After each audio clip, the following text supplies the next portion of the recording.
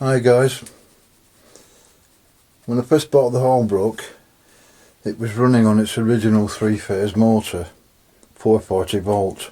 The guy I bought it from, he'd been working from home and he'd been lucky enough to have the company he was working for install a 3-phase supply into his home, and we all know how expensive that can be.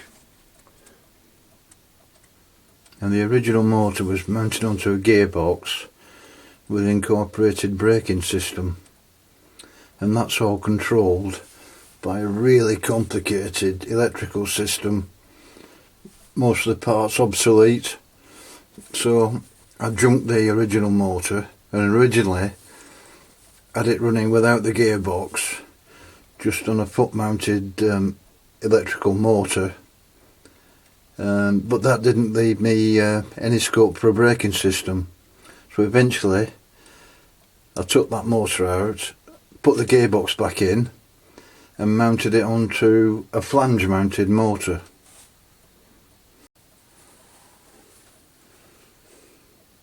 Now this is a spline shaft that goes into the gearbox housing and then mounted onto the shaft motor that I first installed. It's 1.8 kilowatts and it has been working okay, but lately when I've been doing deeper cuts I found it slightly underpowered and the machine started to stall. So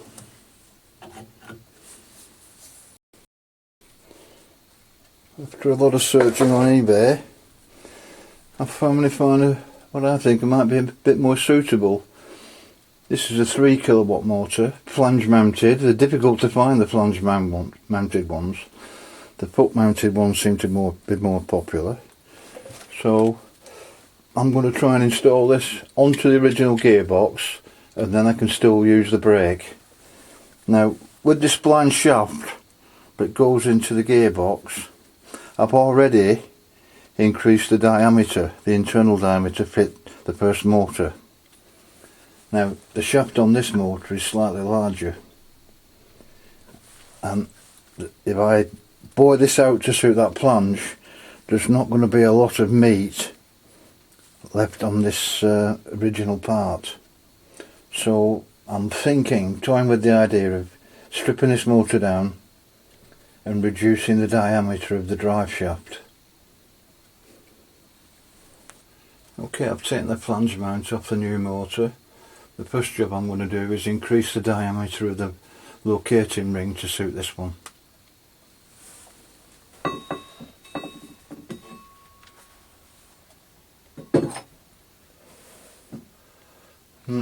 Maybe not.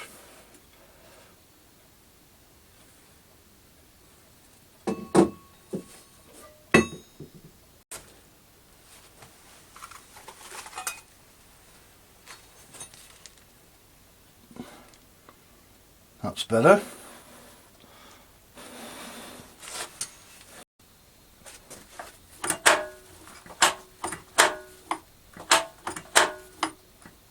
What?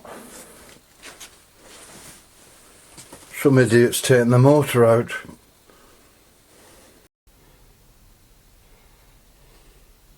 Now my wife doesn't have a favourite lathe. In fact, I don't think she knows we've got any. I do tend to sneak them in when it's gone dark. Now this lathe is a Progres 380. I don't know a great deal about it, there's very little on the internet. But what I do like about it is its ability to fit this rather large chuck. Diameter, let's give it a try. The overall diameter is 14 inches. Now, I believe, as I say, it was made in Belgium. And one of my favourite videos on YouTube is Rustinox. I like watching his videos, they're very entertaining with his small shaper. And I believe Michael is based in Belgium. So if you ever get to watch this video, Michael, if you know anything about this lathe, please let me know in the comments. But it's an L0 spindle nose.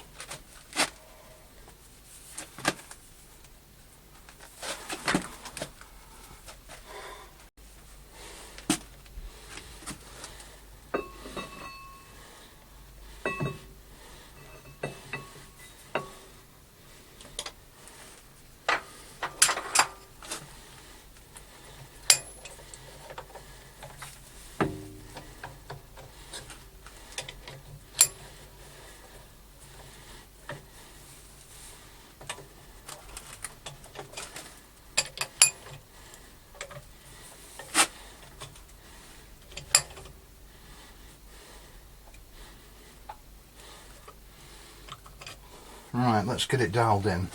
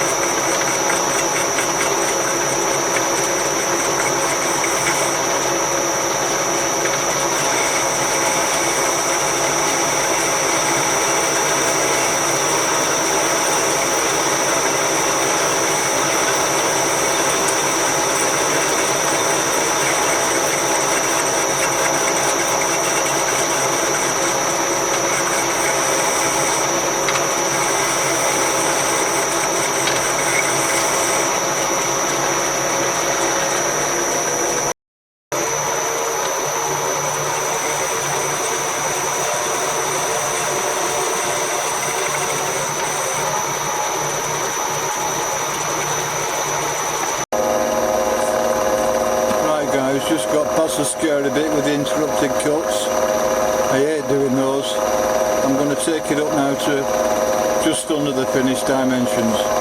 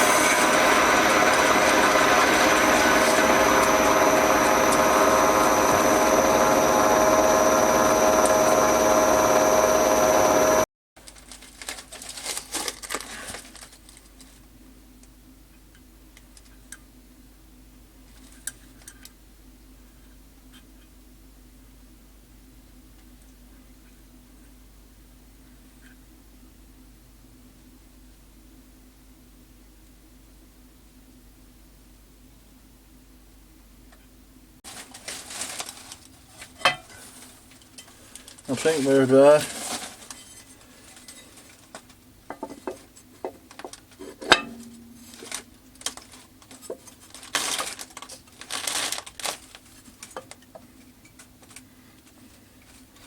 Yeah, that feels good.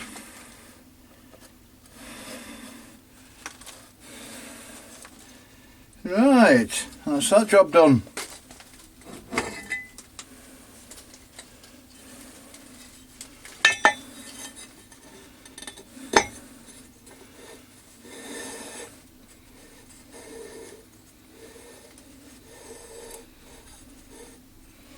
I'm going to call that the end of part 1, guys. Next time I'll drill the mounting holes and reduce the diameter of the shaft on the electric motor. If you've enjoyed watching my videos, please subscribe. I think last time I looked I'd got up to about 2, and I think those were relatives. Thanks for watching.